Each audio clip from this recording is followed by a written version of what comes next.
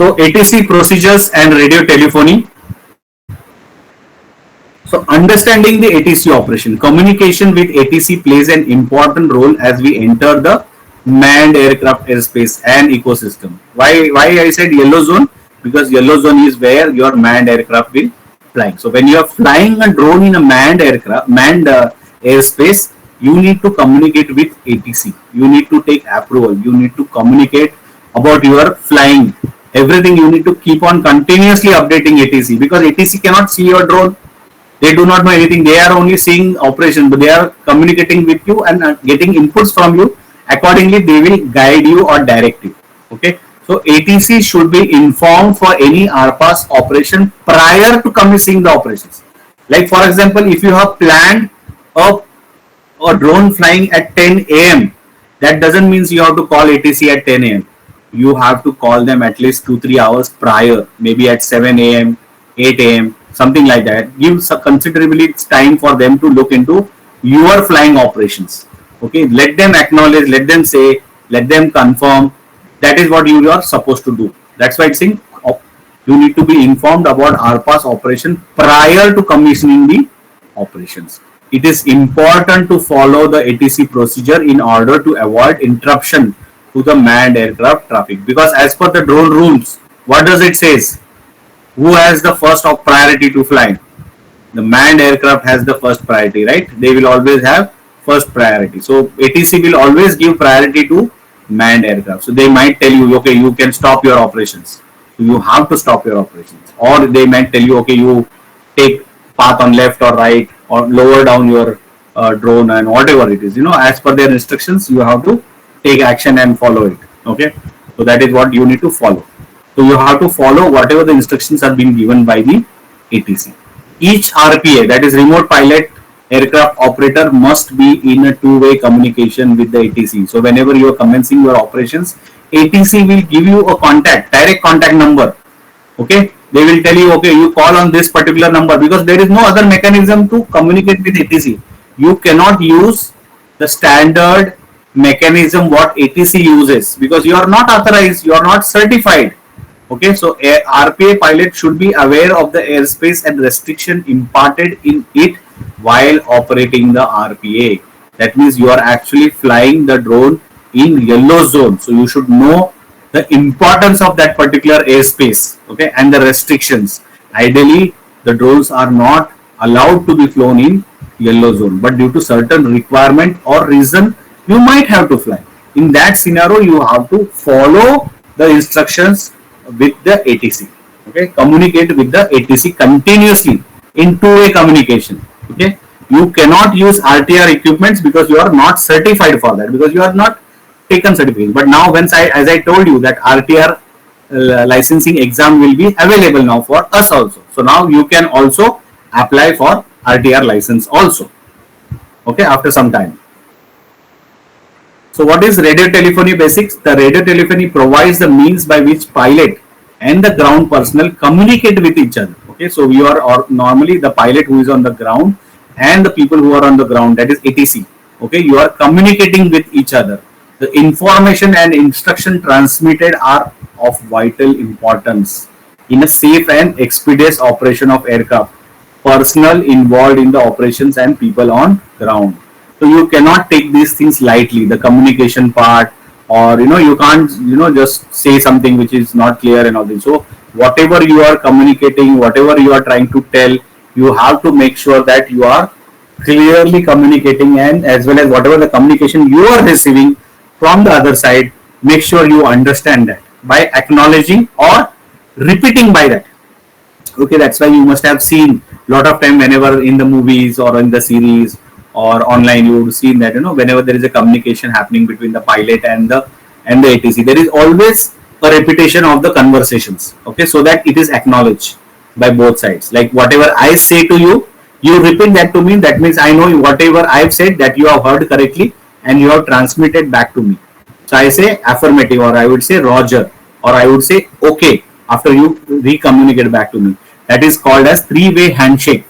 Okay, if I do not see that what I communicate to, you are not communicating back way, I might say okay, correction, or maybe there is a issue in what you have heard. So I may communicate back again with the right communication to you. So that is how you need to communicate with the ATC. Okay. So even ATC, if they do not follow or they do not understand what you are saying, they may ask you to re-communicate or re-say again the same thing. Okay. So radio telephony or radio communication must be carried out in a following manner through RT phonetics. That means there is a specific way the alphabets to be used. There is a specific way the numerics to be used. Okay, the RT phraseology, Morse code or latitude longitude information you should inform to the ATC accordingly. And overall you should understand the RT frequency spectrum which is used for radio telephony communications. Okay, so let's see what is the phonetics first. Okay, phonetics is nothing but A for alpha, B for Bravo, C for Charlie, D for Delta. So up to Z you have a specific telephony words assigned to each letter. Okay, like S for Sierra. हम लोग क्या बोलते हैं normal mobile communication में क्या बोलते हैं? A for apple, B for ball, S for sugar, N for Nagpur, D for Delhi, right? H for Hyderabad. So these are our phonetics, day-to-day phonetics. But when you are communicating with ATC, we have to follow RT phraseology. वहाँ पे A for apple नहीं बोल के चलेगा, right? या K for what is what called Calcutta बोलते हैं, C for Calcutta बोलते हैं, right? K for कानपुर बोलते हैं, something like that. Okay? L for lion बोलते हैं, या G for Goa बोलते हैं. You know, these words cannot be used in ATC communication. There we have to use RT phraseology only. Okay, so A for alpha, B for Bravo, and C for Charlie. Similarly, numericals also you have to say 1, 2. Like when you're, let's say I am saying year 2025, you can't say 2025. Okay, you have to communicate 2025, year 2025. Okay, that is how you communicate. So you have to call out numbers, not 2025, not like that. You have to say 2025, 1100, 1101, something like that. So number you have to call out. You have to understand how you are communicating with ATC. Okay, so A for alpha, B for Bravo, similarly Z for Zulu, Y for Yankee, X for X-ray, W for whiskey. अगर आप 2 दिन time डालोगे तो you will easily learn these phonetics. You can practice with your buddy, or you can practice with your something, or you can just create words. You can just say, okay, अभी मेरा नाम जैसे मंगेश है, तो you can say, okay, M for Mike, A for Alpha, N for November, you know, like G for Golf, E for Echo, S for Sierra, H for Hotel. You know, you should make words. Like you try to convert the normal words into phraseology, so that way you will be able to remember. Okay, then there is other code like Morse code, but this is not important because we are not using Morse code for communicating in a drone with RTC. Okay, sorry, ATC.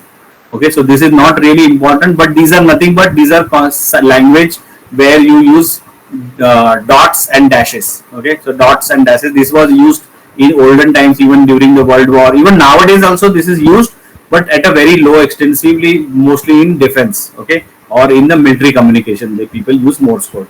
In the commercial or civil airlines, we normally don't use Morse code and all that. But this is also a good way to learn. Like if you see A is represented by dot and dash. Okay, whereas B is dash dot dot dot. Okay, C is dash dot dash dot. Okay, so you need to learn each word how it is represented as dot and dash. Now here you cannot learn like how you normally learn your English language. A से चालू करते हैं, B से चालू करते हैं. Here there is a way of learning this Morse code. So there are a lot of apps available on the mobile. You know, Android पे काफी Morse code के apps है. You can download any of them and practice. This will probably take 1 month at least to practice and come to a good stage, because RTR का second level जो exam है उसमें Morse code पूछा जाता है. Okay, so right now it's not required in level 1. It is not required in level 2, higher level, when you go for communication and all things, where you have to operate that Morse code key. That is why you have to learn Morse code communication and that. So वो आपको Morse code से either सामने वाला आपको Morse code के communicate करेगा and you have to interpret that words. Okay, or you have to communicate to other side using your key. Okay, Morse code key, so that the person on other side can interpret and give you back the right answer what you have communicated to them. Okay, so as of now, don't worry about Morse code. Nothing much to read and learn about it. ये आपको just informational slide है. Okay, so when we talked about the position of our drone flying or aeroplane flying, so we need to communicate to ATC of our latitude and longitude. Now, latitude is nothing but horizontal lines on the Earth surface starting from the Earth equator. Okay, so equator is your 0 degree. Do you know what is the latitude of Mumbai? Any chance? Anybody knows what is the latitude of Mumbai? हम लोग Google maps use करते हैं ना. कभी देखा है आपने latitude of Mumbai क्या है?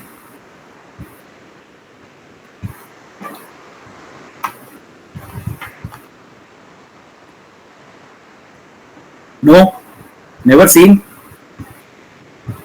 So latitude of Mumbai is 19 degree. Okay, so from equator it is at 19 degree. Okay, so you need to communicate where you are. Like latitude of Uti is 10 degree, latitude of Ujjain is 23 degree, latitude of Delhi is around 33 degree, latitude of Ukraine is 45 degree, latitude of Moscow is 52 degree, latitude of North Pole will be 90 degree. So that's how your latitude changes as you go on the northern side or on the southern side of it. Okay, that's how this line of latitudes are defined from equator. Okay, similarly there are vertical lines, okay, arising from the pole sections, and it goes from one pole to other side of pole. They are equidistant again.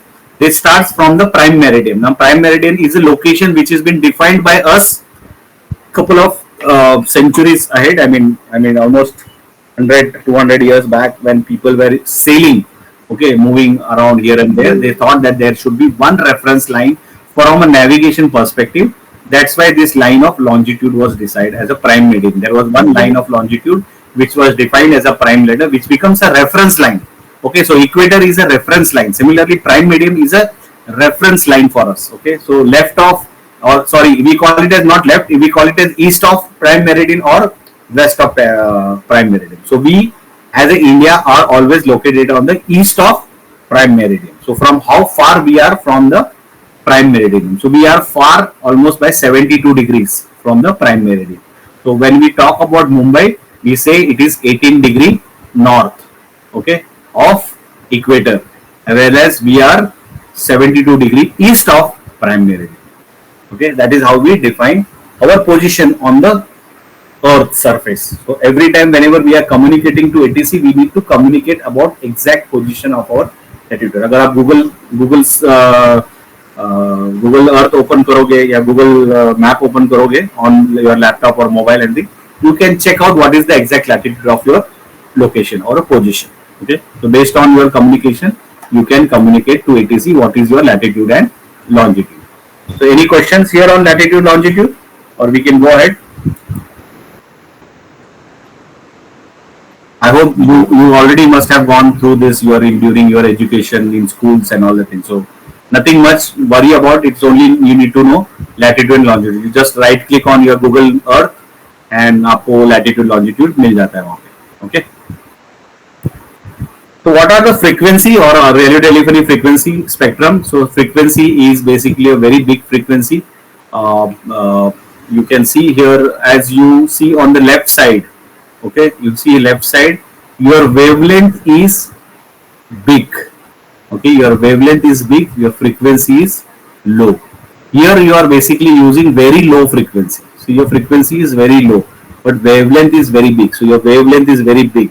Okay. So wavelength is very big. Maritime radio navigation, okay. So normally these are used low frequency, very low frequency. Now when this low frequency communication happens, the power requirement is very low. You might have seen, what is that, lighthouses and all that. They might be having this kind of radio signal transmitted.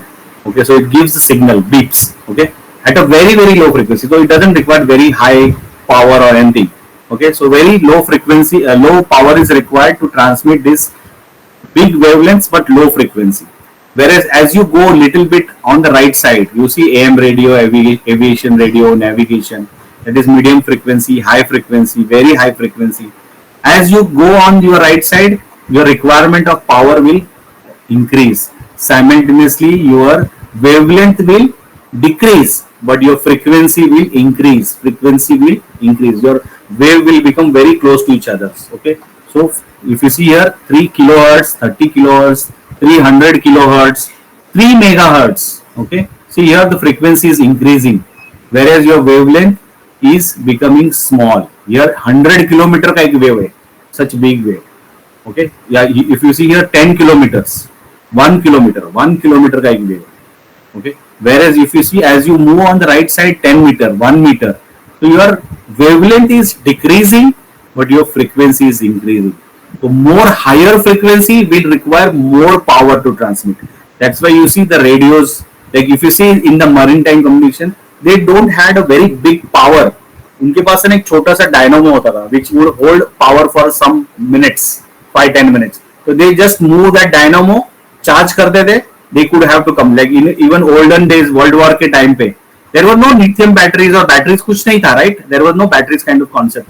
So वो आपने देखा रहेगा the person who was actually required for communicating with the captain or major, that guy would be carrying some backpack which was having a dynamo and the communication device. So whenever they have to communicate, he will actually rotate that motion. और वो motion की वजह से क्या होता है, there will be a short amount of battery charge will be stored in that, and that how they will able to communicate, because low frequency you don't require huge power, but as you go towards the higher frequency or lower wavelength, you require more power to transmit. That's why you see the radios, they will be having a power cells डालना पड़ता था हमको, या television को हमको power लगाना पड़ता था, राइट, इलेक्ट्रिक पावर लगाना पड़ता है.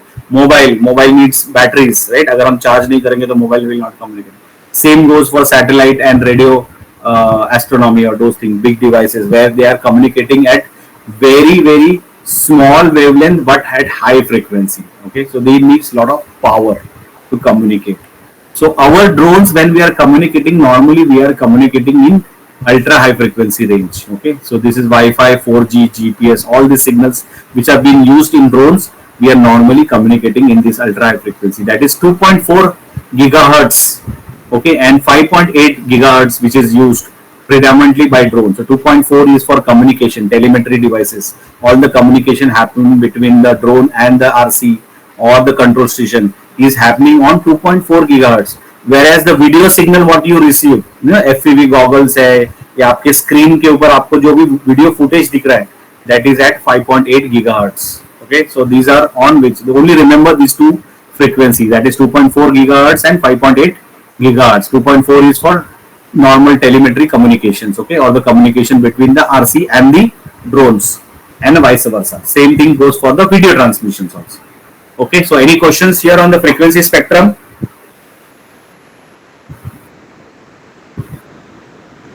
No? Okay. So now let's understand the basics of the communication. Like let's assume that you need to communicate with the ATC, how your drone is being operation being planned. So you will communicate first prior, okay, not actually at the operation. Let's assume that we have operations at 10 a.m. So I will call ATC at 8 a.m. and call them reporting to ATC. I will say first word when I call them, I will say unmanned. Okay, when you say first word unmanned, that means ATC will know that you are talking about drone operations.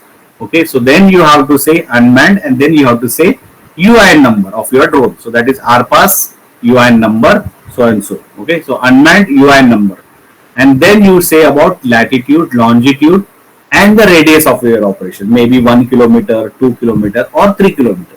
Okay, because you are flying in VLOS conditions as of now. Okay, it is assumption that it is in VLOS conditions. And what altitude you are flying. Since you are calling ATC, it is assumed that you are going to fly above 400 feet.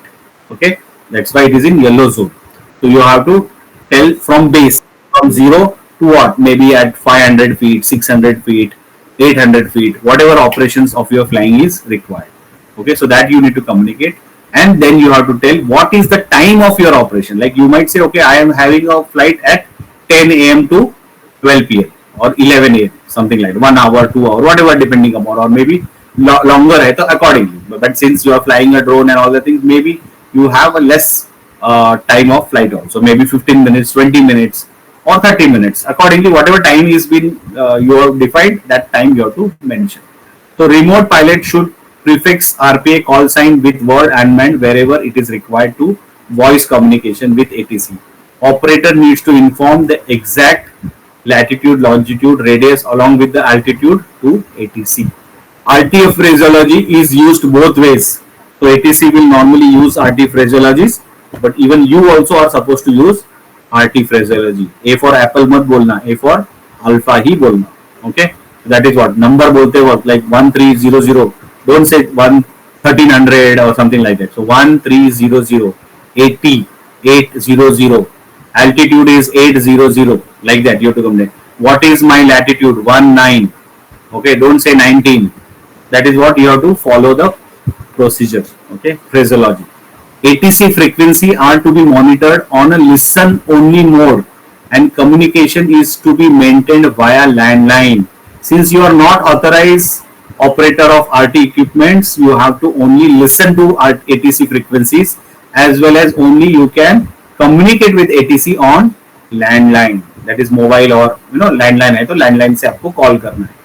Radio communication or air band frequency is only allowed for operator who is certified to operate the wireless RT equipment. Until unless you have a RTR certificate or RTR license, you are not authorized to operate any radio communication airband frequencies or those devices. You can listen, but you cannot communicate on them because you are not authorized to use those devices. Okay, so normally this RTR, FRT all is issued by, as I said earlier, it was by WPC, that is Wireless and Planning Commission. Okay, and DGCA. Okay, both were involved, but now this will be completely moved under DGCA. Okay, so DGCA will be completely taking over the RTR portion now. Okay, a standard phraseology is used throughout the globe with minor difference with respect to the different regions. So normally whatever this A for alpha, B for bravo, whatever you see, this standard phraseology is used across the globe. Anywhere in the world you go, you will normally see the same phraseology is being used. A for alpha, B for bravo. So use that same. Some countries maybe like Brazil or Canada, one or two words they use different words. Okay, बाकी कुछ minor नहीं, मतलब major कुछ changes नहीं. It's only one or two words here and there are being changed. But maximum people follow, even Russia, for example, everybody follows the English phraseology for communicating on ATC frequencies. Okay, so when we are doing a flight planning procedure for such kind of thing, the flight planning on the digital sky platform is necessary. Okay, all the landing zones and emergency landing zones should be pre-planned before takeoff. So whenever you are taking off, where is your taking off, where is your landing zone, in case of landing zone is not available, what is your emergency landing zone, all that needs to be done. So this is, again, this is flight planning procedure means what? It is not only from a drone perspective, even from a perspective of your what is called that fixed wing also. Okay, so if you are flying a fixed wing aeroplane, though this is not mandatory because we are only doing training for rotorcraft RPAS, but from overall perspective, if you are flying, let's say fixed wing, you need to take permission from FIC and ADC should be taken. That is, FIC is nothing but Flight Information Center, which confirms the flight plan, and ADC stands for Air Defense Clearance, a security clearance needed before entering a certain airspace. So in case you are doing that kind of, but you will all of a sudden you have a license, you will not do these all activities, right? Somebody has to initially show you how to do, and also initial such kind of activity will be always done as a buddy activities. All of a sudden nobody will tell you to do this activity on your own. Okay, so some initial couple of hours of such kind of activity is always done as a second in command. Okay, or you are maybe helping or a co-pilot kind of thing. Okay, then only you will be, once you are through with maybe around 10 hours or 20 hours of training on this activity, then only you will be allowed to do this activity solo or on your own, or you become pilot in command kind of thing. Okay, so all flight routes should be predefined. That's meant, for example, I'll give an example in day-to-day life. If I'm flying from Mumbai to Delhi, I have to define my path. Okay, from Mumbai I will taking off, I will go over the Surat, I will go to Vadodara, I will go to Ahmedabad, I will go to Jaipur. From Jaipur I will go to Delhi. So this is my path. ऐसे नहीं कि मैं यहाँ से fly करूँगा, no, let me take to Junagadh, let me take to Rajkot, let me go to Jaisalmer, okay, or let me go to some location, maybe go to Chandigarh, aisa घूम के. You can't fly aeroplane on your own. The flight route has to be predefined and it has to be approved. So even you are flying one particular route daily, the pilot has to fly, has to apply for flight route approvals daily.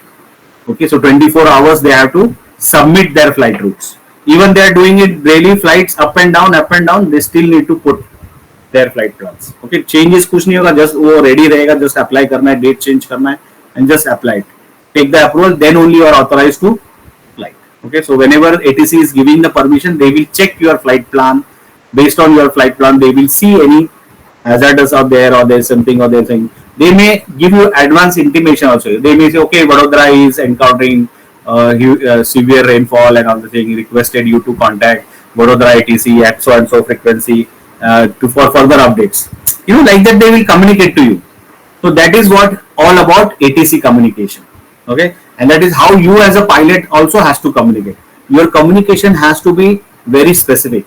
So when we are doing practicals, I will be initially showing you even the normal day-to-day communication. आप drone fly करो तो drone में कैसे communicate करना है. So when you are taking off, you as a pilot, as a co-pilot, how you have to communicate with each other. That we will be seeing it and we will be doing it, and you have to do it. Okay, that is part of your learning and that is part of your exercises also. So whatever I am going to teach you, that is not been taught in any of the drone training centers. I can tell you, you can go to any of the drone centers. The way I am going to train you, when I am training you the practical trainings, no other drone training centers trains you like that. You will see the difference. Okay, later on, once you are become, after 2-3 months, you become veteran, you know, and you have contacts, you can ask other people how they have been trained. Okay, the way we are training you, the way the concept, even the concept of pilot and co-pilot, what we have introduced, that is not followed by any of the RPTOs in India. Trust me, none of the RPTOs follows that procedure. This is only Bombay Flying Club Institute which follows, and because we are primarily from the aviation industry. We are primarily into the aviation for last almost 90 plus years. Okay, so we know what is the best and how to train our students. Okay, it is not only about drone flying, but even we almost make sure that in a year we produced more than 80 to hundreds of pilots successfully every year. Okay, from Bombay Flying Club. So that's what we also try to implement the same our experience, our learning, our background into the drone training also. Okay, that's why you will see a lot of things what we are doing here in BFC as a drone trainer. We do that is not been done in any other RPTOs. Okay. So last slide about this, then we'll take a quick small break. So altimetry is nothing but it's the space. Now there are, see, this is with respect to the aircraft. Okay, so now when aircraft first position is on the ground with respect to the ground, okay, runway on the earth surface. So when you are telling the heading or the height, you have to mention as QFE. Okay, we will be repeating in detail this topic in weather and meteorology also. But just as of moment, you just remember the 3 words. QFE. QFE is nothing but Q. Forget the word Q. Only remember the last 2 words. That is FE is nothing but field elevation. That means on the field with respect to the ground, how much you are elevated. 10 feet, 20 feet, 30 feet, 50 feet, 100 feet, whatever it is. Either it is in feet or in meters. So when you are saying my QFE is 10 feet, that means ATC will know that you, with respect to the ground, you are saying that your height of your aeroplane or height of your rotorcraft or a drone is at 10 feet or 10 meters, then it is 10 meters. Okay, QFE for with respect to the ground. So on the ground, your QFE will be 0. Okay, remember this. On the ground, when the drone is on the ground, your aeroplane is on the ground, your QFE will read 0. The moment it climbs, it will start adding. Okay, so from the ground it will start 0, and from 0 it will start 1, 2, 3, 5, 6 till whatever the height, 10 feet, 20 feet, 100 feet, 200 feet, whatever it is. Okay, now here we are flying the drone or aeroplane on the land. So with the reference to the land or the runway, we are measuring the height. Okay, but now with respect to the sea, like I am near the sea. I am near the Bombay airport. I am coming from Qatar, let's say, okay, or Muscat. I am coming from Muscat. I am approaching Mumbai. I am still not on the land. I am still on the sea. I am just about near the sea level. So when I am near to the sea level, I will definitely know the mean sea level with respect to that ground. So what is the mean sea level? That is a 0, right? Base. With respect to the mean sea level, I will refer as QNH. QNH. Okay, that is nautical height. NH is nautical height. Okay, so basically what you will see is, you will say that whatever my height with respect to the mean sea level is. So normally if you see, okay, now if you see here the land over here, sorry, okay, if you see this land, okay, this is your Mumbai airport where mean sea level is here. So do you know what is the difference between the mean sea level and the height of the Bombay airport? It could be 8 meters, 6 to 8 meters. Okay, we'll see this tomorrow also again. How much is the exact height of the airport with respect to the mean sea level? Mumbai का देखेंगे, नासिक का देखेंगे, सूरत का देखेंगे, दिल्ली का देखेंगे. Okay, so we'll see. So your QNH is a different with respect to the runway. Okay, so what is your QNH? QNH is nothing but QFE plus this elevation. So this, let's say for Mumbai it is 8 meters.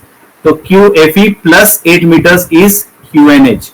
Now how QNH is actually measured? QNH is measured with respect to the sea level of the location. Okay, so with respect to the sea level, but this is only near to the edge. Okay, near to the city, near to the where the ground and sea meets, there you can measure the mean sea level, right? Middle of the sea में आप कैसे mean sea level पता करोगे, क्योंकि उसमें तो ऊपर नीचे पता ही नहीं चलेगा ना, reference ही नहीं होगा. So what happens? How do you measure the altitude over there? How do I come to know? So there you measure with respect to pressure. So you see this pressure, okay, that is 1013.25 hectopascal. This is a standard pressure. Okay, standard pressure, standard atmospheric pressure at sea level.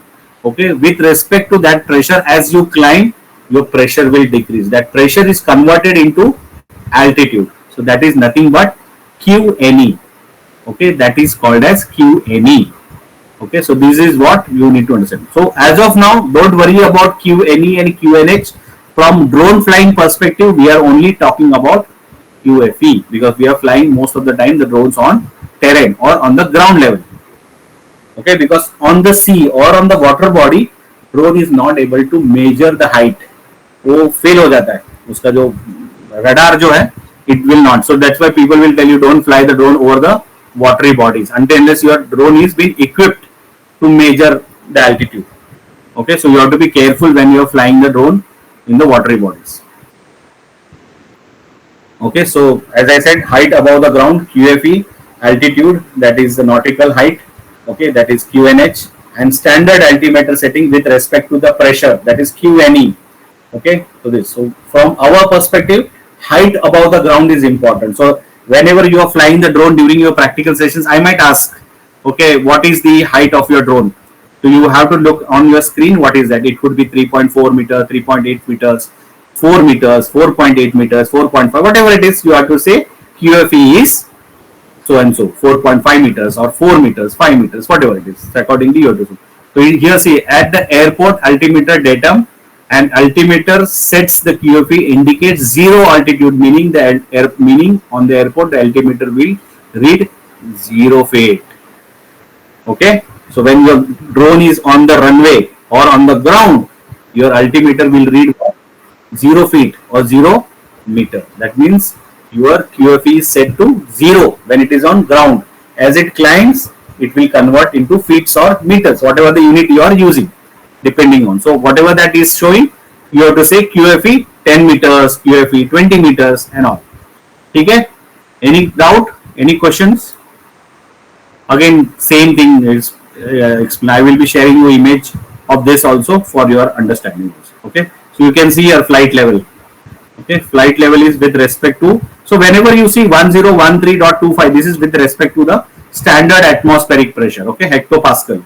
Okay, so QNE, whereas QNH is nothing but altitude. Now what is this altitude? Altitude is the height or the field elevation with respect to the elevation of a ground with respect to the mean sea level. Okay, so this picture will give you more better clarity also. The similar picture is there, more effective picture is there, which will give you idea about how to, what is QFE, what is QNH, what is QNE. Okay, so any questions over here, or we are good? So we completed our